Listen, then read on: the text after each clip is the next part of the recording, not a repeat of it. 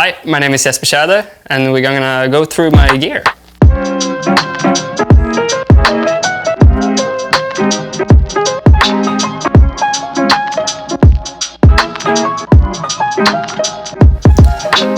My go-to ski is the frame wall. 171, perfect length for me. I got the nice sidewall all around the ski. I think it holds up really good when you hit a lot of rails, and it's also a little bit stiffer than the caddy, which is good for big jumps too. So that's like competition, shoot, whatever, go-to ski. And this is a little bit softer, and this is the ski I use mostly at home, in my home resort, I would say. But they're very similar, same shape. I think this one is just a little bit stiffer, so it's good for like big jumps. I can really trust the ski even if I land a little bit forward or backwards. It keeps me in a good position when I land.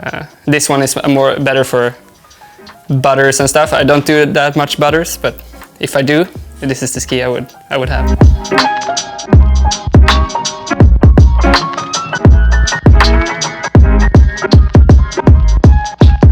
I've been having it on like around 12 usually, but this season I had to change it up because I started to do some tweak mute grabs again, and once this season I did it and tweaked off the binding or tweaked off the ski, so I had to, now I think I have 14, and yeah, this one is still on 12, I think. No, I have 14, yeah, around 14. Yeah, I mount all my skis, all my park skis, ski center. So it's, yeah, right in the middle of the ski, yeah. I've always done it, and I will always do, I think. Yeah, actually I wax before every contest, and like before practice and before qualification, before finals, everything. So that's one thing I've been better on doing the last few years. Before I didn't do it, but then I had so much trouble in some contests with speed, so I think it's kind of important to do it now. Also, it makes the ski look fresh, make it look nice. Here you see, I haven't waxed these ones in a while. I got some rail marks and it looks a bit dry. But here, these ones are fresh. Look at that. Look at that.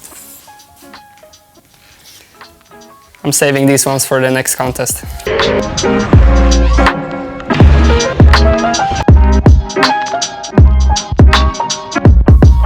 17.8, that's good, it's fast, I like it. Because it's nice to get some nice turning radius when you want to spin fast. And the width of the ski is nice too, it's not that wide. I don't like when it's too wide because then the ski gets heavy. Still wide enough so you can use it for everything, I think. I use this ski when I go powder skiing too.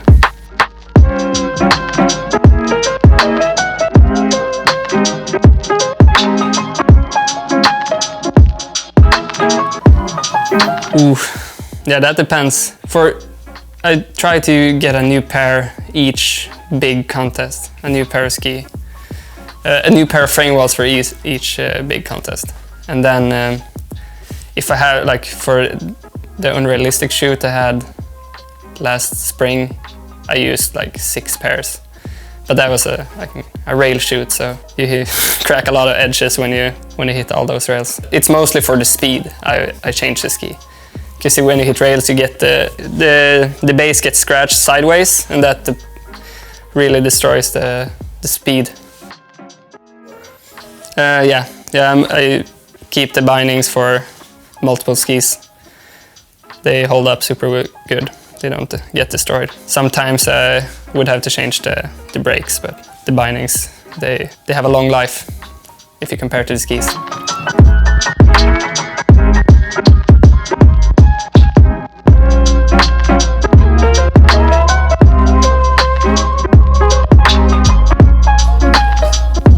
I always travel with 1 pair of skis, and for Olympics I have 2 pairs.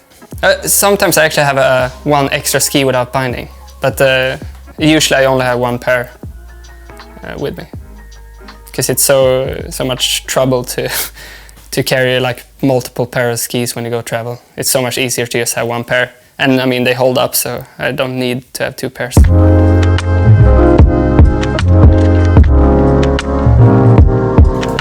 So yeah, the boots I used last season was the Raptor R3 RD. It was actually a pretty funny story behind these ones, because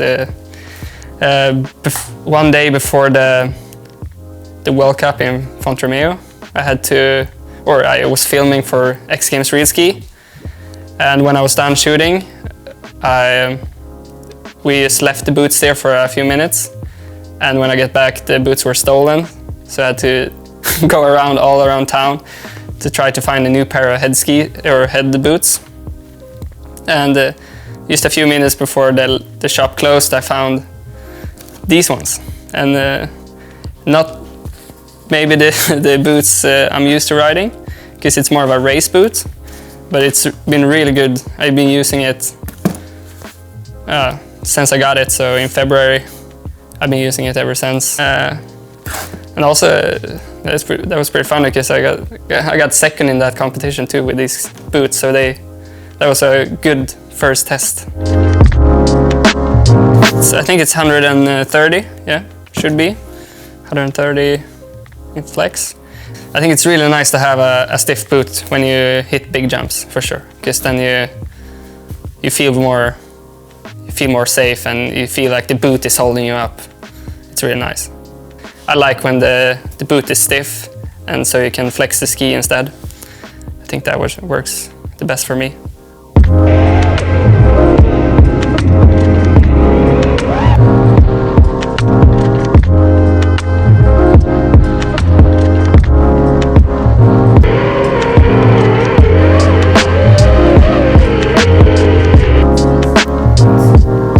$25. It's 25. That's what I use. Yes. Yeah. I have the only custom part of these boots are the sole. I had to. All right. So I always been using the standard soles too, like the ones that came with the boots. I always try to use them, because if I lose my boot, I'm used to the standard.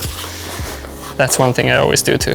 I don't try to change it up too much. But these I had to change. If I get it out. This one. This is the one that it's in the bottom of the boot. And it's this one is actually soft. So it's got some flex. The one that came with the boots is just like concrete like this. But I guess you get better contact with the snow and the ski if you have a stiff sole thing. But this one is way nicer for jumps and rails and everything. I just had to cut it a little bit to make it fit inside this boot. Yeah, this was one I had from my park boot. So I just had to cut a little thing there, and just to make it shorter to make it fit in this boot. But I think you could probably try to use anything to make it softer. If your feet hurt when you land in landings, to get a soft sole could be a good idea. It worked for me.